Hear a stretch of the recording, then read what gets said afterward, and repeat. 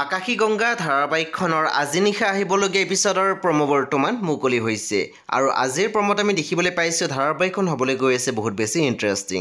বলকচোন চাওঁ আজিৰ প্ৰম'ত বাৰু আমি কি দেখিবলৈ পাইছোঁ। আজিৰ প্ৰম'ৰ প্ৰথম ভাগত আমি দেখিবলৈ পাইছোঁ ৰণদীপে কৈ আছিল এটা পাত্ৰত আপুনি তেল আৰু পানী ভৰাই গোটেই দিনটো জোকাৰি থাকক, তথাপিও কিন্তু মিক্স নহয়। তাৰপিছত আমি প্ৰম'ত দেখিবলৈ পাইছোঁ আকাশে গংগাক কৈ আছিল মামাৰ পৰা পইচা ল'বলৈ মোৰ বেয়া লাগিছে, কিন্তু মোৰ একো উপায় নাছিল। তাৰপিছত আমি প্ৰম'ত দেখিবলৈ পাইছোঁ সন্ধ্যাই কৈ আছিল কিন্তু কোনোবাইতো জানে যে আমাৰ মায়ে আত্মহত্যা কৰা নাছিল আৰু এইটোও জানে যে তেওঁৰ দুজনী ছোৱালী এতিয়াও জীয়াই আছে।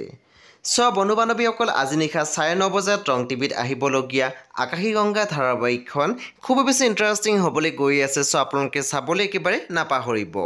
পৰৱৰ্তী আপডেটৰ বাবে আপোনালোকে আমাৰ চেনেলটো ছাবস্ক্ৰাইব কৰি কাষত থকা বেল আইকনটো টিপি দিবলৈ নাপাহৰিব।